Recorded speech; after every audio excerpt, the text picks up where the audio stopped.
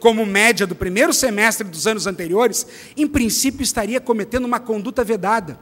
Em princípio estaria sujeito à cassação do seu mandato, por um gasto excessivo em publicidade institucional. Quem é prefeito e sabe dessa mudança legislativa? Quantos casos nós teremos de prefeitos que não se deram conta dessa diminuição pela metade da régua e que vão, portanto, pagar talvez um preço muito caro por essa propaganda institucional?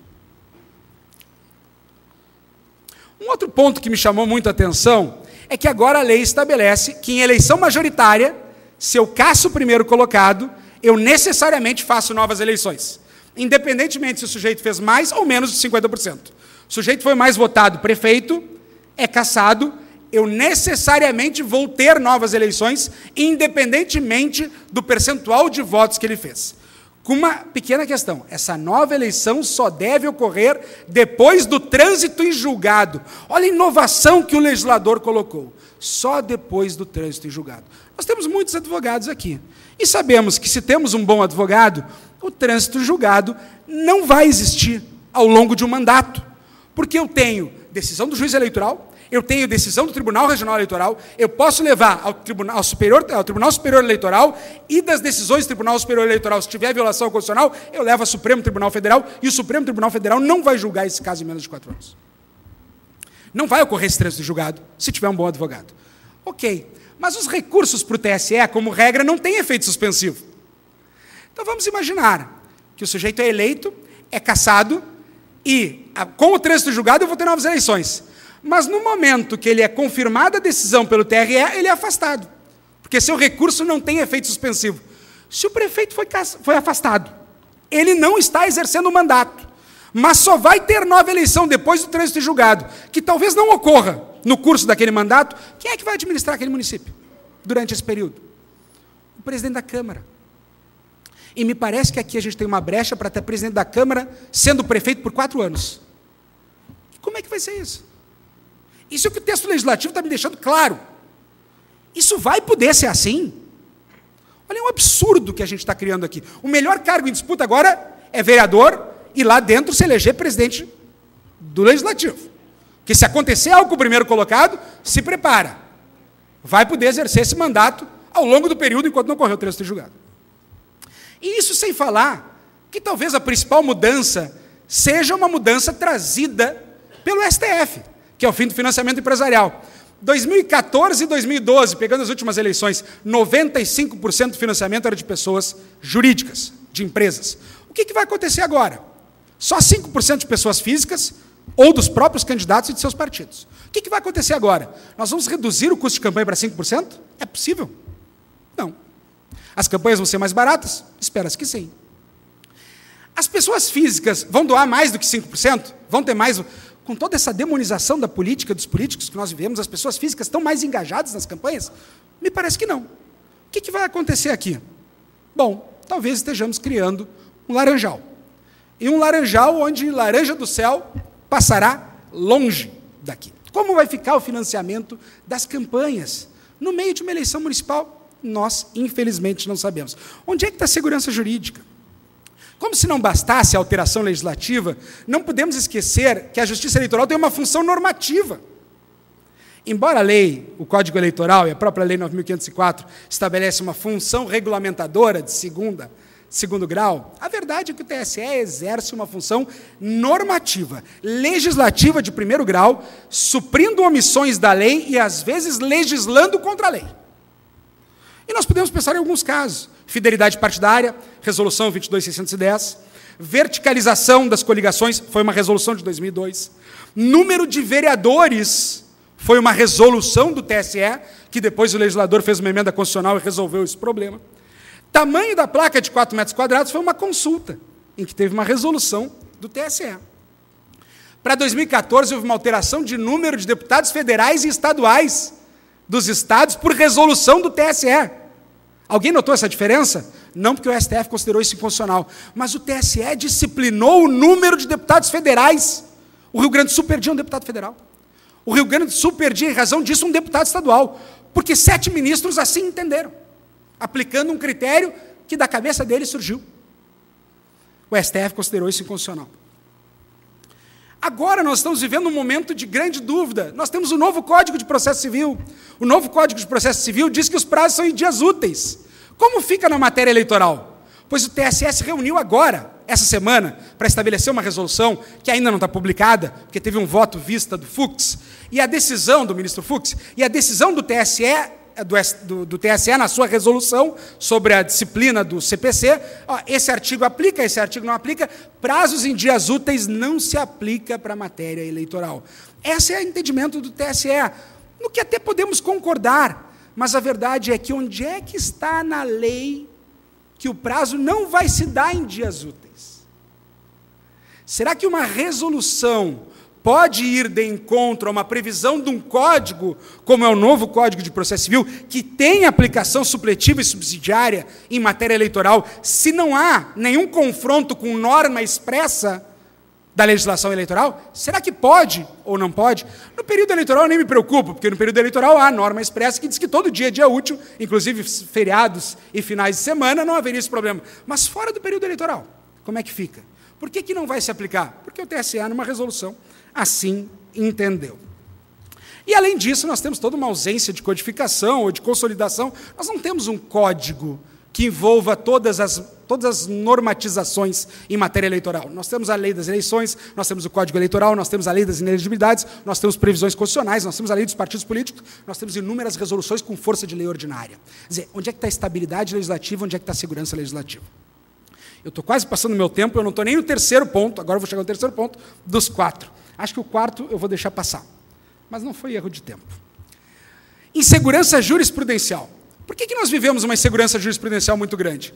Primeiro ponto, e não é aqui uma crítica, porque os juízes eleitorais exercem mandatos. Mandato de 2 anos, passíveis de serem reconduzidos por mais um biênio, mandatos de até 4 anos. Nós temos uma temporariedade dos mandatos eleitorais. Nós temos uma alteração de composição dos tribunais. E sem vedação de que isso ocorra no meio de uma eleição. Então, nós temos mudança de composição do tribunal no meio de uma eleição. E isso, às vezes, gera muita dificuldade, porque muitas das decisões que envolvem matéria eleitoral acabam sendo decididas no TSE por 4-3. E não é raro que, em junho, o 4-3 entenda A, e em setembro, no meio da eleição, o 4-3 entenda B, diametralmente oposto ao sentido A, e nós ficamos sem saber o que vale naquele ponto. Eu defendo, claro, a temporariedade dos mandatos, porque a matéria política é uma matéria extremamente sensível. O juiz é um eleitor. O juiz tem uma visão de mundo, o juiz tem uma ideologia. Ele não pode ter filiação política, não pode ter filiação partidária, mas ele tem uma ideologia, ele tem uma visão de mundo. Então é necessário uma oxigenação. A gente não pode ter uma perpetuação da justiça eleitoral, até porque a função da atividade jurisdicional é contra-majoritária. Muitas vezes ele está contrariando interesses políticos, e isso tem um preço. Isso tem um custo muito grande para a atividade de um julgador. Ele precisa ter uma independência. Então, os mandatos e a oxigenação na matéria eleitoral, para mim, é absolutamente salutar. O que se tem que tomar cuidado é preservar a estabilidade dos entendimentos. Não é porque eu mudei um ministro que eu vou mudar o entendimento daquele colegiado. Eu tenho que respeitar. Se aquela eleição começou com aquele entendimento, esse entendimento tem que ser mantido ao longo da eleição. Não é porque eu mudei um ministro que eu vou mudar isso. Respeito aos precedentes, respeito à estabilidade, respeito à orientação jurisprudencial. E isso, infelizmente, nós não temos. Quem não lembra da questão da quitação eleitoral? A Lei 2034 de 2009 resolveu. O legislador foi lá e disse, para a quitação eleitoral basta ter apresentado contas. Aí o TSE, numa resolução, depois da lei, diz que tinha que apresentar contas regulares, contas que tivessem sido aprovadas.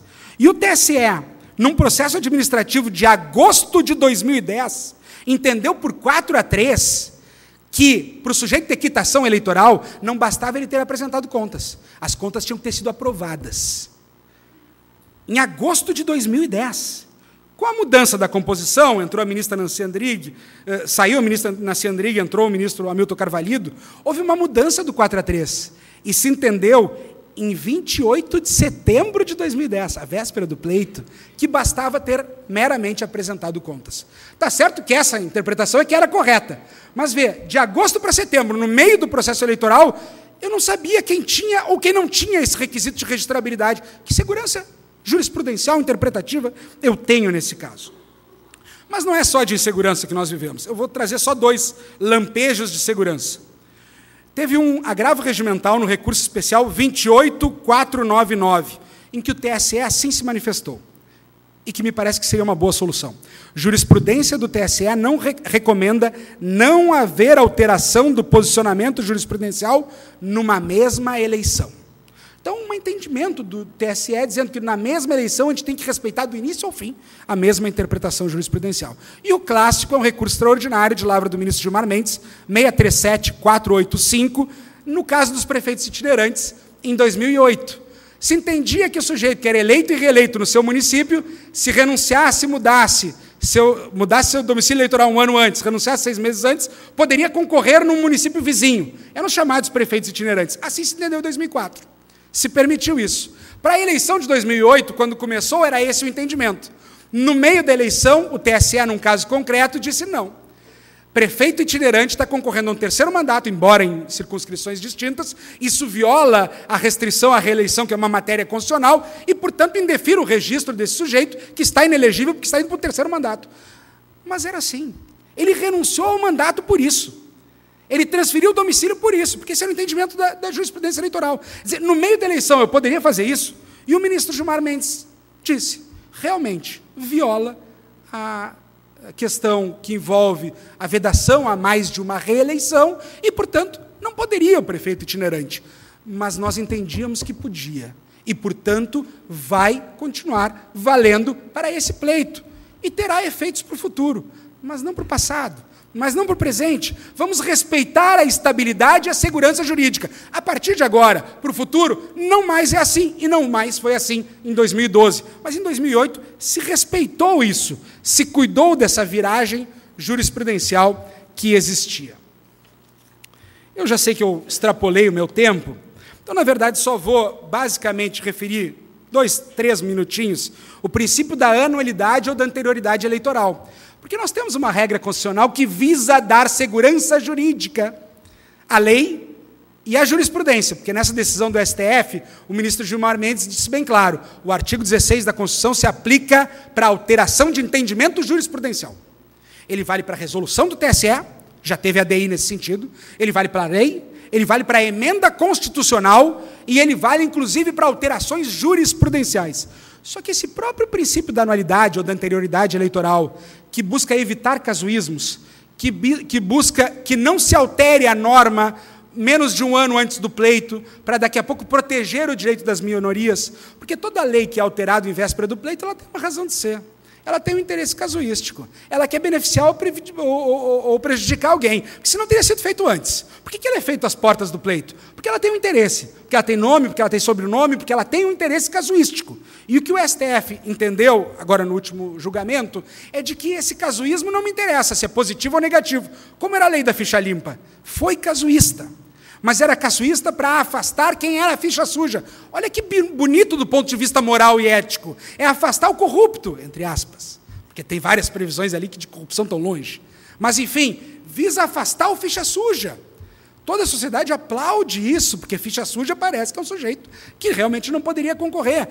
Mas esse casuísmo, por mais que possa vir a ser entendido como positivo, é casuísmo. E, portanto, não pode se aplicar, porque tem que se proteger o devido processo legal eleitoral. Só que o próprio princípio da anualidade sofreu inúmeras alterações divergentes ao longo do tempo, como eu havia referido. A Lei 11.300, que era de 2006, e que disciplinava processo eleitoral sem dúvida nenhuma, porque a propaganda está dentro do processo eleitoral, a propaganda está dentro do intertemporal, que vai desde a escolha dos candidatos até a sua diplomação, o financiamento de campanha que foi alterado também está dentro desse iter, e, no entanto, o STF entendeu aplicável para o pleito. Na lei da ficha limpa, me parece que houve uma convergência do STF, que eu espero que assim seja, em que se deu uma elasticidade para o conceito de processo eleitoral, porque processo eleitoral é todo o conjunto de normas desse período de tempo, que vai desde a escolha dos candidatos até a sua diplomação. Qualquer norma que altere algo dentro desse período, propaganda, financiamento, quem pode ou quem não pode concorrer, de que maneira vão se dar todas as matérias que envolvem o processo eleitoral propriamente dito, violariam o processo eleitoral e, portanto, não poderiam ser aplicados no pleito. Mas essa é a grande questão. Quer dizer, mesmo uma norma que busca trazer segurança jurídica tem, na sua interpretação, pela nossa mais alta corte, uma interpretação insegura, uma interpretação cambaleante, que não nos dá nenhuma segurança jurídica. E o meu quarto ponto era mostrar de que maneira superar isso. Como seria possível superar essa insegurança legislativa e jurisprudencial existente? E, na verdade, eu não calculei mal o meu tempo. Eu previ que era para não terminar esse quarto ponto, porque a resposta está no livro. Se é bom ou ruim, eu não sei. Mas quem quiser ver o que eu penso a respeito, o quarto ponto no livro encontra. Muito obrigado.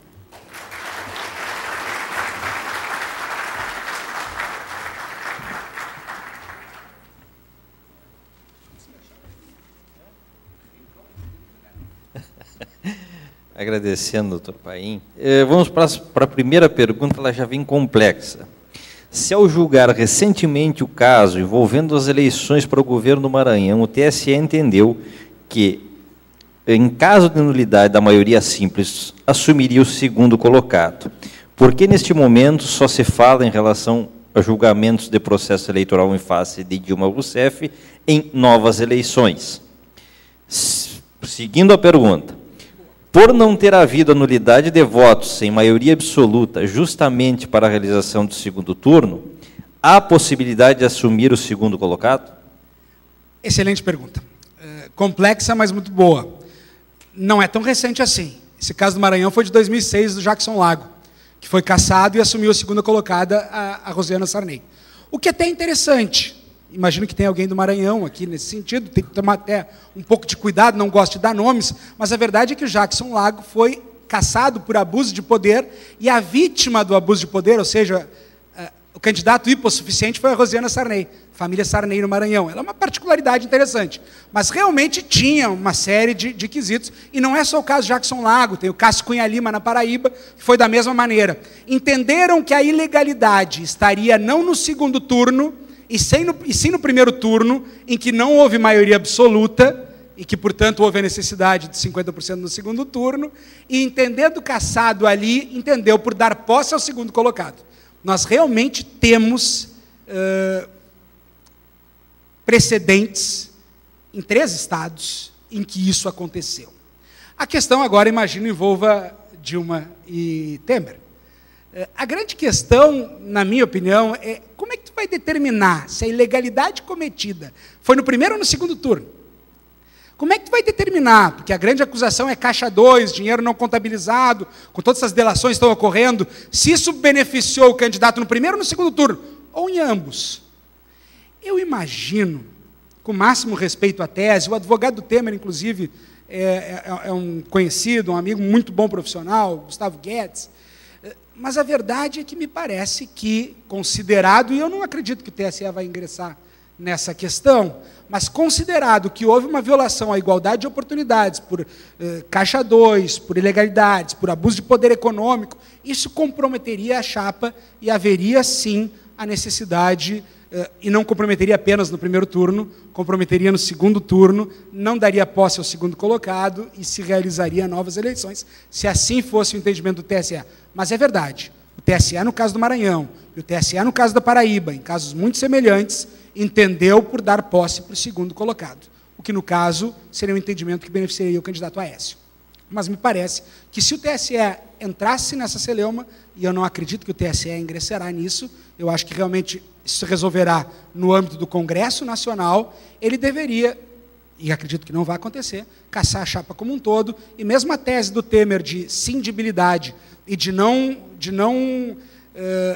unicidade da chapa, porque a ilegalidade não teria sido por ele praticada, e, portanto, resultado distinto em relação ao titular e ao vice, me parece que não seria o mais coerente a se estabelecer, porque aí é uma jurisprudência muito sólida do Tribunal Superior Eleitoral da unicidade da chapa. O que beneficia a chapa, beneficia ela como um todo. E o destino da chapa tem o mesmo caminho, titular e vice. O único caso que isso não aconteceu foi numa eleição municipal, porque era uma inelegibilidade só do vice, superveniente à eleição, e, bom, aí é uma outra particularidade. Mas, nesse caso, se atingisse, atingiria a chapa como um todo.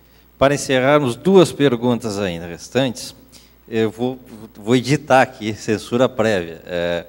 Caso da janela partidária, que segurança dá aos partidos políticos, deputados, vereadores, podendo abandonar o partido que lhes deu o mandato? Qual a sua opinião sobre a atrocidade que inventaram às vésperas das eleições?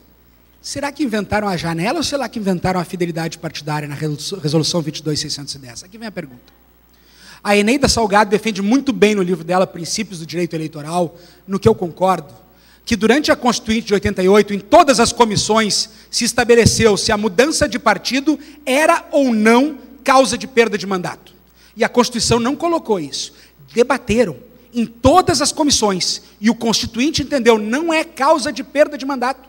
As causas de perda de mandato estão ali no artigo 54, 55 da Constituição, e não envolve a migração partidária. Me parece que o TSE inovou, e na omissão da Constituição, não, vamos analisar todos os debates da Constituição, o Constituinte debateu aquilo. Então eu posso discutir, talvez a resolução tenha inovado, mas a grande razão da fidelidade partidária, no que eu concordo, é o sistema proporcional, porque ninguém se elege sozinho. Eu me elejo com base no quociente eleitoral, no quociente partidário, eu dependo dos votos de todos os candidatos de um partido, quer dizer, eu me elejo em razão dos votos dados a um partido. No sistema proporcional, para vereador, eu primeiro voto no partido, depois eu voto no candidato. Embora a gente não saiba disso, porque o TSE não diz, porque a mídia não diz, a verdade é que primeiro eu voto nos 2 primeiros dígitos. É como se abrisse uma tela com todos os candidatos numa lista aberta. E depois eu escolho o meu candidato dentro daquela lista. Então o primeiro voto é contabilizado por partido. E por isso a ideia da fidelidade partidária. Agora, me parece que no último semestre, o sujeito preencheu dos 4 anos a quase totalidade do mandato naquela agremiação. Ele respeitou essa eleição. Ele apenas está disciplinando como agirá dali para frente, para um próximo mandato. Então, parece que a janela não é o maior problema que a gente tem em termos de fidelidade partidária. O princípio da segurança jurídica deve prevalecer, ainda que o entendimento com o qual o Tribunal Superior Eleitoral começou a eleição seja inconstitucional ou contrário ao Supremo. Exemplo concreto, gravações ambientais nas eleições de 2012. TSE entendia ilícita em recurso extraordinário com repercussão geral. O STF afirmou a licitude em 2009. Esse é um ponto que merece uma palestra de 45 minutos. Eu não sei se eu tenho possibilidade. A prova ilícita no direito eleitoral é um grande problema. O precedente do STF, vamos deixar bem claro, o leading case do STF é uma prova ilícita que serviu para absolver um réu em matéria penal. O que a Justiça Eleitoral aplicava em gravações ambientais era para condenar alguém em processo não penal.